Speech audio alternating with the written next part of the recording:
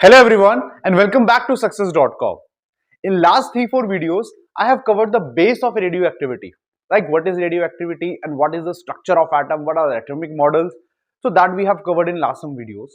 Now from this video, I'll be covering in detail alpha particle, beta particle and gamma radiation. So starting with the alpha particle, what is an alpha particle? So alpha particle is very simple to learn about it. We have it is a particle with just two protons and two neutrons. यानी एक ऐसा particle है जिसमें सिर्फ दो proton और दो neutron है. There is no electron in alpha particle. Okay. Now, if I see that this pattern, this means these two protons and two neutrons, it is similar to something. If we see it is similar to something, similar to what? So we know that two protons, number of protons determine the atomic number of an element.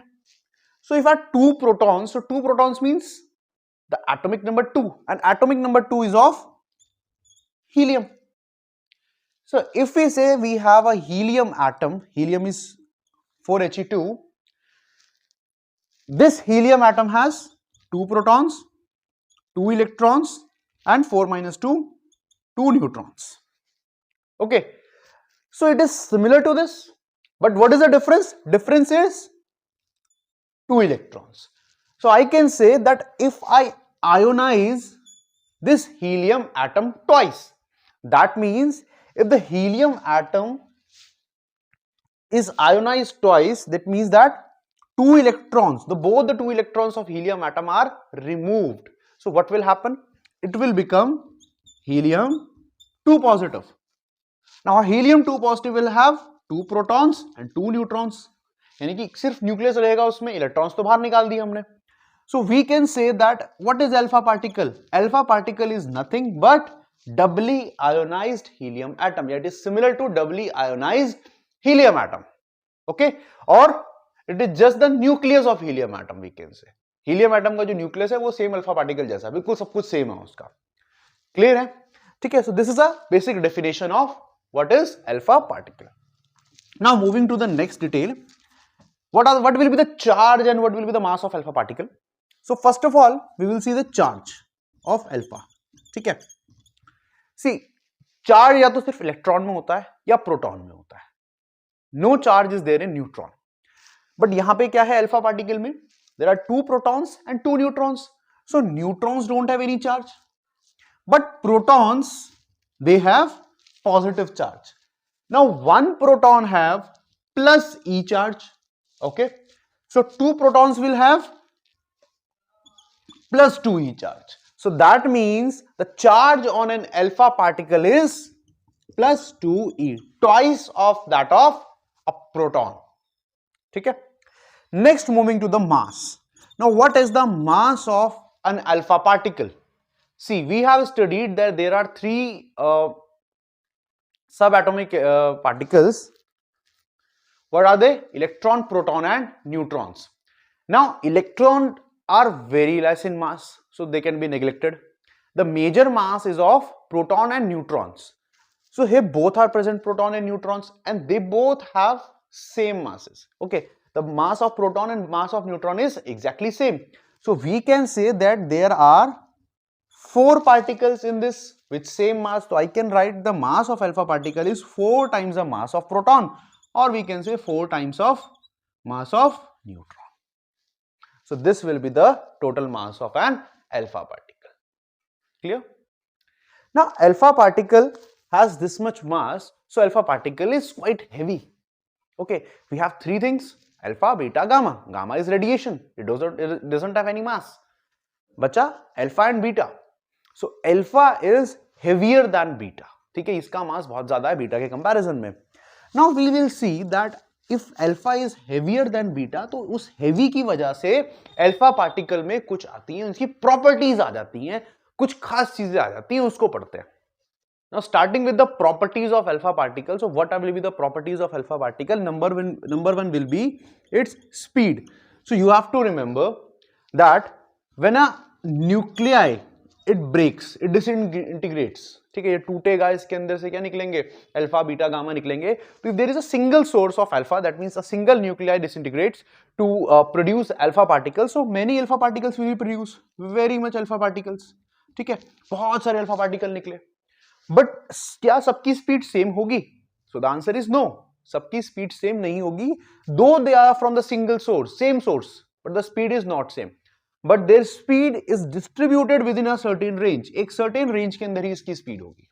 And that range is around 10 to the power 7 metre per second. यानी इन सब जितने भी alpha particle निकलेंगे, they will have a speed of order of 10 to the power 7 metre per second. अब इसके आगे कुछ भी हो सकता है, ठीक है, कुछ भी हो सकता है.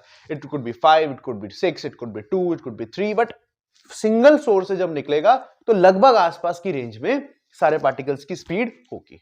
ओके, नेक्स्ट बात करते हैं कि जो इनकी स्पीड है ये बीटा पार्टिकल से कम है, क्योंकि बीटा पार्टिकल्स की जो स्पीड होती है वो 10 to the power 8 के ऑर्डर से चलती है. सो it is obviously less than that. लेकिन इनका जो मास है वो ज्यादा है बीटा पार्टिकल से, mass is 4 times that of proton. अब हम जो बात करते हैं इस वजह से क्या होता है, ionization power, ionization power alpha particle की मैक्सिमम हो जाती है. मींस आयोनाइजेशन का मतलब क्या है कि अगर कोई भी पार्टिकल जो हाई एनर्जी वाला पार्टिकल है, यहां पे हम इसको लेते हैं अल्फा पार्टिकल, ये हाई एनर्जी वाला पार्टिकल है, अभी ये जा रहा है किसी गैस से पास हो रहा है और गैस के अंदर बहुत सारे पार्टिकल्स हैं, ठीक है, जो गैस के मॉलिक्यूल्स हैं. अभी जाएगा किसी भी गैस के पार्टिकल से टकराएगा, टकरा के तो आगे जाएगा ये, यानी गैस के थ्रू जब पास होगा, तो जब ये टकराएगा दैट मींस यहां पे कोलाइजन होंगे, तो इसकी कुछ एनर्जी इस पार्टिकल में ट्रांसफर होगी during the collision. So what will happen? This particle lose its electrons, so it will get ionized. Similarly, this will get ionized. Similarly, this will get. So when this heavier particle, alpha particle is heavy particle moving with the order of 10 to the power 7 meter per second speed, it goes through, it passes through the gas. So what happens? It strikes with the gas molecules and transfers its energy to the gas molecules. So what will happen? The gas molecule will ionize. और यहां आपको यह याद रखना है कि जो alpha particle है वो सबसे ज्यादा आयोनाइज करता है गैस पार्टिकल्स को, मैक्सिमम आयोनाइजेशन है. क्यों है मैक्सिमम आयोनाइजेशन? सबसे पहली चीज, इसकी कंपैरेटिवली लेस स्पीड है एज कंपेयर टू बीटा और गामा. नेक्स्ट थिंग, इसका मास ज्यादा है, ठीक है, तो इस वजह से क्या होता है, बहुत ज्यादा कोलिजन्स होते हैं और बहुत ज्यादा इसमें आयोनाइजेशन ये अपने थ्रू करवाते हुए चलता है. क्लियर हो गया? नेक्स्ट अब बात करेंगे कि अब जब इतना सारा ये पेनिट्रेशन कर रहा है, गैस के अंदर जा रहा है, गैस के पार्टिकल्स को आयोनाइज करते हुए चल रहा है, तो एक सर्टेन डिस्टेंस तक तो इसकी एनर्जी खत्म हो जाएगी ना, एक सर्टेन डिस्टेंस तक इसकी एनर्जी खत्म हो जाएगी. Yes, so we can say the penetration power, penetration means कि किसी मीडियम के अंदर अल्फा पार्टिकल कितना डिस्टेंस तक ट्रैवल कर सकता है. दैट पेनिट्रेशन पावर और that penetration distance will be minimum of alpha particle. ये मिनिमम क्यों है? क्योंकि इसका मास ज्यादा है, इसकी स्पीड कंपैरेटिवली कम है, तो क्या है, इसे बहुत ज्यादा कोलाइजन कर रहा है, कोलाइजन के ड्यूरिंग इसकी क्या हो रही है, एनर्जी डिसिपेट हो जा रही है, तो बहुत सारी एनर्जी ये मीडियम में डिसिपेट कर देता है, तो आगे जाने के लिए एनर्जी कम बचती है. So that means it will have less penetration power, minimum penetration power. Alpha particle कितना पेनिट्रेट कर सकता है? You can take an idea कि एयर के अंदर alpha particle maximum 8 centimetre penetrate कर सकता है सिर्फ, यानी यहां से यहां तक ही गएगा और खत्म हो जाएगा, ठीक है, अल्फा पार्टिकल की एनर्जी खत्म हो जाएगी, इतनी ही एनर्जी होती है उसके अंदर बस. और बात करते हैं किस किस चीज से ये रुक जाता है. तो अगर आपके पास एक थिक कार्डबोर्ड है, ओके, या एक मोटा आपने पेपर यूज कर लिया है, थिक कार्ड शीट है, उससे रुक जाएगा ये, यानी इसके अंदर इतनी ज्यादा एनर्जी भी नहीं है कि एक थिक पेपर को ये पास कर सके, क्योंकि वहां डिसिपेट हो जाती है वो एनर्जी. क्लियर हो गया? So this are the some properties of alpha particles. Okay, तो एक बार देख लेते हैं. So it is a positively charge particle, obviously the positively charge, क्योंकि 2 प्रोटॉन्स है containing 2 protons and 2 neutrons. It is similar to He2 positive. Mass will be 4 times of mass of proton. Okay, charge will be plus 2e. Travel with a speed of order of 10 to the power 7 meter per second. Strongest ionization power, ये याद रखना है, सबसे ज्यादा ionisation power इसकी होती है alpha particle की, ठीक है। और सबसे चीज जो आपको इसमें याद रखनी है कि it is 100 times of beta particle, यानी जितना बीटा आयोनाइज कर रहा होगा उससे 100 टाइम्स ज्यादा अल्फा आयोनाइज करता है किसी भी गैस को, और जितना गामा आयोनाइज करता है, गामा से 10,000 टाइम्स ज्यादा अल्फा आयोनाइज करता है। तो it is maximum of all, it is the strongest ionization power. Clear? Next is it ionize the gases through which it passes. Just we have seen dissipate energy rapidly. So we have seen that ये पास हो रहा है, collision हो रहे हैं, तो इसकी जो एनर्जी है वो धीरे धीरे कम हो जाएगी। तो कम हो जाएगी, so that means it will have less penetrating power, or if I will say that it has least penetrating power of all three. Okay.